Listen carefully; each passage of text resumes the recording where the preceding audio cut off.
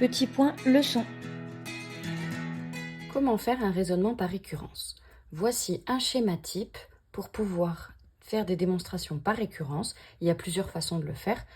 Je trouve que celle-là est bien détaillée et pour ceux qui ont du mal avec les raisonnements par récurrence, en suivant vraiment toutes les étapes détaillées ici, vous pouvez plus facilement arriver à faire ces démonstrations. Donc, la première étape, c'est d'écrire toujours la propriété qu'on veut démontrer. Donc, s'il y a marqué démontrer par récurrence que eh ben, la chose qu'on veut démontrer par récurrence, on l'écrit ici et on l'appelle Pn. Pn, c'est la propriété. Ensuite, initialisation, on veut prouver que la propriété, elle est vraie au rang n égale 0. On veut prouver qu'elle est vraie pour 0. Donc, on vérifie que la propriété marche pour le premier rang. On remplace les n par 0, on vérifie que ça marche. Une fois qu'on a fait l'initialisation, ce qui pose souvent problème, c'est l'hérédité. L'initialisation et la conclusion sont faciles à trouver. L'hérédité, on peut se mélanger un petit peu. Donc, on suppose que PK est vrai pour un certain rang K. Et là, dans la première parenthèse que j'ai appelée petit 1, on écrit exactement cette propriété que vous aviez là, Pn, mais à la place des n, on met un K. On écrit exactement ça. Ensuite, montrons que PK plus 1 est vrai, et dans cette deuxième parenthèse que j'ai appelée petit 2, on remplace, on fait la même chose, on prend Pn, on l'écrit ici, mais à la place des n, on met des K plus 1. Donc on aura une parenthèse avec des K, une parenthèse avec des K plus 1, et ensuite, les calculs qu'on va faire, c'est qu'on part de la première parenthèse, on part toujours de la première parenthèse, on part de PK, on fait des calculs, soit grâce à l'énoncé, soit grâce à des calculs mathématiques basiques, et à la fin de tous les calculs, on doit arriver à la deuxième parenthèse, donc à PK plus 1. Donc on part de PK, on arrive à PK plus 1. Si on est arrivé à faire ça, on a fini l'hérédité. Donc on écrit PK vrai implique PK plus 1 vrai, et donc on a fini l'initialisation et l'hérédité. On peut conclure en disant pour tout n entier naturel, et ici on écrit la propriété qu'on avait mis au début, on écrit Pn. Et évidemment, ça marche aussi si on veut prouver que la propriété est vraie pour tout n supérieur ou égal à 2, par exemple. Donc, on reprend exactement le même schéma, mais à la place de montrons que P0 est vrai, on va marquer montrons que P2 est vrai. Si on veut prouver que la propriété est vraie à partir de n égale 4, eh bien, on reprend le même schéma et on change les 0 par 4. Et à la fin, on ne marquera pas pour tout n entier naturel, on marquera pour tout n supérieur ou égal à 4. Voilà les deux petites choses qui changent si on ne commence pas à 0. Donc, on va voir comment utiliser ce schéma à l'aide. Alors, exercice 1, on a une suite et on sait que U0 égale 4 et que pour tout entier naturel, UN plus 1 égale 3 UN moins 8. Donc ça, c'est la définition de la suite UN. On sait ça. Et on nous demande de démontrer que pour tout entier naturel, la suite est constante. Donc maintenant, il faut qu'on essaye de réaliser ce schéma. Donc on nous dit de trouver d'abord la propriété qu'on veut démontrer. Donc la suite est constante. On ne va pas écrire la suite est constante ici, parce que la propriété, on va toujours l'écrire mathématiquement. On ne va pas l'écrire en français. Donc la suite est constante, on peut l'écrire par exemple UN plus 1 égale UN. Parce que ça veut dire que le terme d'après est toujours égal au terme d'avant. Ça veut dire que la suite est constante. Mais dans ce cas-là, c'est beaucoup plus facile de trouver à combien la suite va être toujours égale. Donc, comme on sait que le premier terme, c'est 4, et on nous demande de démontrer que la suite est constante, si la suite est constante et que son premier terme, c'est 4, ça veut dire qu'on doit démontrer que la suite vaut toujours 4. Donc, c'est ça qu'on va mettre dans notre propriété. La suite vaut toujours 4. Ensuite, initialisation. On écrit, montrons que P0 est vrai. Donc P0, qu'est-ce que c'est? On lit exactement cette ligne-là. P0, qu'est-ce que c'est? On remplace tous les n par 0, donc il faudrait montrer que U0 égale 4. Or, il n'y a pas besoin de calcul à faire ici, puisque c'est écrit dans l'énoncé. Donc on a juste à écrire U0 égale 4.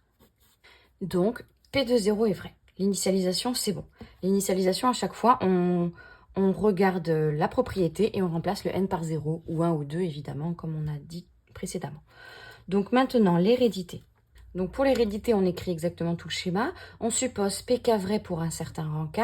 Montrons que PK plus 1 est vrai. Et donc là, à la place des pointillés, il faut que j'écrive PK et PK plus 1. Donc qu'est-ce que c'est PK? Ici, j'ai marqué que ma propriété, Pn, c'était UN égale K. Donc qu'est-ce que c'est PK? Eh bien, je remplace les n par K et ça nous donne UK égale 4. Je remplace les n par K dans la propriété. Attention, il ne faut pas écrire PK, 2 points.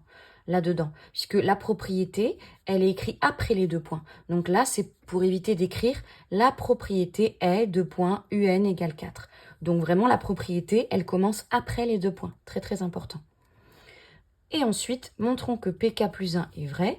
Donc, je reprends ma propriété et à la place des n, je mets des k plus 1. Donc, au lieu d'écrire un égale 4, j'écris uk plus 1 égale 4. Je vais partir maintenant de ma première parenthèse, uk égale 4. Je vais faire des calculs et je vais arriver à la fin à uk plus 1 égale 4. Et là, si je pars de ma première parenthèse et que j'arrive à ma deuxième parenthèse, c'est bien que j'ai fini l'hérédité. Donc, j'écris uk égale 4. Et je vais faire, donc je pars de ma première parenthèse et je vais faire des calculs. Et c'est là qu'on fait intervenir l'énoncé. J'ai UK, c'est un terme de ma suite et je veux UK plus 1, donc en fait je veux le terme suivant. Donc je regarde dans l'énoncé et dans l'énoncé on me dit que U0 égale 4 et que UN plus 1 égale 3 UN moins 8. Donc en fait on me donne une formule pour trouver le terme suivant. Puisque UN plus 1 égale 3 UN moins 8, ça veut dire pour trouver le terme suivant, on prend 3 fois le terme précédent, moins 8. C'est ça que ça veut dire cette ligne-là. UN plus 1 égale 3 UN moins 8.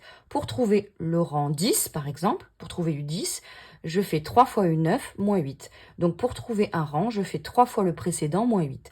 Donc c'est exactement ça que je vais prendre pour faire les calculs. Donc j'ai un rang, UK, et donc je veux trouver UK plus 1. Donc là, on me dit que quand j'ai un rang, je dois faire 3 fois ce rang, moins 8. Donc j'ai un rang, je fais fois 3. Donc, je multiplie par 3 à gauche et à droite. Donc, à la place de UK, j'ai du coup 3 UK. Et à la place de 4, j'ai 12. J'ai fait x3 des deux côtés. Et enfin, donc j'ai fait x3. Après, il me reste à faire moins 8. Donc, je fais une soustraction. Donc, des deux côtés, évidemment. Donc, à la place de 3 UK, j'ai 3 UK moins 8. Et à la place de 12, j'ai 12 moins 8, ce qui me donne 4. Donc là, j'ai fait x3 moins 8 grâce à l'énoncé. Et là, à gauche, j'obtiens 3 UK moins 8. Et c'est exactement la formule. Donc, 3 fois UK moins 8, eh ben, ça me donne quoi? D'après l'énoncé, ça me donne UK plus 1. Et j'obtiens bien ma deuxième parenthèse. Je suis partie de ma première parenthèse UK égale 4. J'ai fait des calculs et je suis arrivée à ma deuxième parenthèse UK plus 1 égale 4. Ensuite, j'écris ce qui a marqué ici. PK vrai implique PK plus 1 vrai. Donc, et je peux enfin arriver à la conclusion. Pour tout n, est-ce qu'on est bien à n entier naturel? Oui, on a commencé à pour tout n, il n'y a pas de restriction. Et ici, on écrit la propriété Pn. Alors, on pourrait du coup écrire juste un égale 4, mais c'est quand même bien de réécrire exactement ce qui a marqué dans l'énoncé. Donc, dans l'énoncé, il y avait marqué « Démontrer que la suite est constante ». Donc là, je vais marquer « La suite est constante ». Exercice 2, démontrer que pour tout entier naturel supérieur ou égal à 1, 1 plus 2 plus 3, etc. plus n égale n plus 1 sur 2. Donc, on peut déjà pré-remplir le schéma avec tout ce qui est marqué. Donc, la propriété que l'on veut prouver, qu'est-ce que c'est? C'est tout ça. C'est que 1 plus 2 plus 3 plus n égale n plus 1 sur 2. Initialisation. Montrons que P quoi est vrai. Et bien là, on veut à partir de 1. Donc, on ne va pas faire P0, on va faire P1. Montrons que P1 est vrai. Donc, qu'est-ce que c'est P1? Je reprends ma propriété qui est ici et je remplace les n par 1. Donc, comme j'ai une égalité, je vais essayer de prouver qu'à droite et à gauche, on a la même chose pour prouver que P1 est vrai. Donc, ici, à gauche, j'ai la somme de tous les entiers de 1 à n. Donc, si n vaut 4, ça me fait 1 plus 2 plus 3 plus 4. Si n vaut 10, ça me fait 1 plus 2 plus 3 plus 4 plus 5 plus 6 plus 7 plus 8 plus 9 plus 10.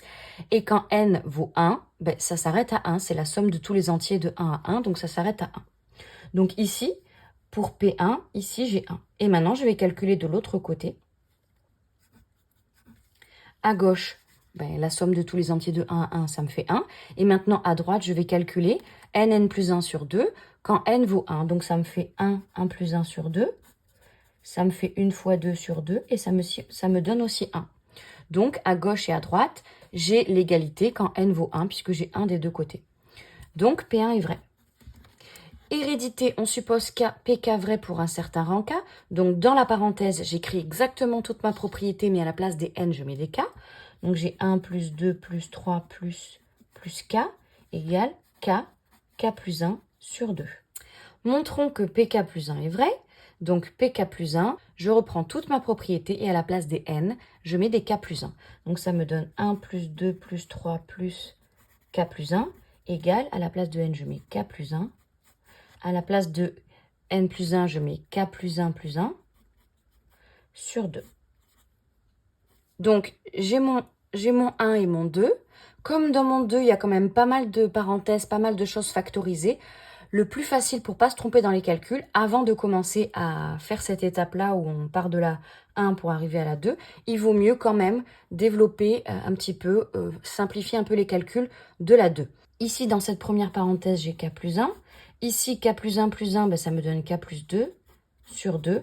Et en fait, là, je prends cette fraction et j'utilise la double distributivité. Je simplifie tout ça. Donc, je distribue k plus 1 facteur de k plus 2 sur 2. Je distribue, je développe, je simplifie. Et on arrive à k carré plus 3k plus 2 sur 2. Donc, finalement, en fait, ma deuxième parenthèse qui est là, j'ai développé la partie de droite. Et donc, j'ai ici k carré plus 3k plus 2 sur 2. Donc, je vais partir de ma parenthèse 1 et je vais faire des calculs et je vais arriver à la fin à ma parenthèse 2. Je pars de ma première parenthèse, donc j'écris 1 plus 2 plus 3, etc. jusqu'à k, égale k plus 1 sur 2. Et à la fin, je veux arriver à 1 plus 2 plus 3 plus jusqu'à k plus 1, égale k carré plus 3k plus 2 sur 2. Donc comment je fais? Quelle opération je vais faire des deux côtés pour passer de la première parenthèse à la deuxième? Donc là, on se dit 1, 2, 3 jusqu'à k, 1, 2, 3 jusqu'à k plus 1. On se dit, ah bah on a juste à faire plus 1. Mais pas du tout, il faut faire attention que k, c'est un nombre et c'est la somme de 1 à k, et k plus 1, c'est un autre nombre, c'est la somme de 1 à k plus 1. Par exemple, si k c'était 5, on ferait 1 plus 2 plus 3 plus 4 plus 5. Et là, k plus 1, ce serait 6. Donc, on ferait 1 plus 2 plus 3 plus 4 plus 5 plus 6. Donc, entre les deux, en fait, il faut rajouter le dernier nombre. Si on fait la somme de 1 à 10 ici, et là, la somme de 1 à 11 ici, pour avoir la somme de 1 à 11, quand on a la somme de 1 à 10, il faut juste faire plus 11. Si on a 1 plus 2 plus 3, et là on a 1 plus 2 plus 3 plus 4, et bien il faut faire plus 4 pour avoir la somme entière. Donc là, en fait, ce qu'il faut faire, c'est qu'on ajoute k plus 1. On ajoute k plus 1. Comme ça, on a 1 plus 2 plus 3 plus k plus 1. Et on a bien la somme des entiers de 1 à k plus 1. Donc on rajoute k plus 1 des deux côtés. Donc ça fait 1 plus 2 plus 3 plus k plus 1. Donc à gauche, on a bien ce qu'il faut, la somme des entiers de 1 à k plus 1. Et à droite, on obtient k plus 1 sur 2 plus k plus 1. On fait k plus 1 des deux côtés. Donc, on obtient ça. Et là, la dernière chose qui nous reste à faire, c'est mettre tout ça sur le même dénominateur, simplifier pour essayer d'arriver à ça. Donc, on distribue le k fois k carré, k fois 1k. Donc, on obtient ce terme-là. Ensuite, on met tout sur le même dénominateur. Donc, on met tout sur 2. La première fraction est déjà sur 2. La deuxième, on multiplie en haut et en bas par 2. Ensuite, on distribue le 2. 2 fois k, 2k, 2 fois 1, 2. Maintenant, on a deux fractions sur 2. On n'a plus qu'à ajouter tout ça. Donc, k carré plus k plus 2k plus 2. Et on obtient k carré plus 3k plus 2 sur 2. Donc, à gauche, on a 1 plus 2 plus 3 plus la somme de 1 à k plus 1. Et à droite, on est bien arrivé exactement à la deuxième parenthèse. On est parti de la première parenthèse, la bleue, et on est arrivé à la rouge, la deuxième parenthèse. Donc, on écrit pk vrai implique pk plus 1 vrai. Conclusion. Tout n supérieur ou égal à 1, et là on réécrit la propriété qu'il fallait démontrer. 1 plus 2 plus 3, la somme de tous les entiers de 1 à n égale n plus 1 sur 2.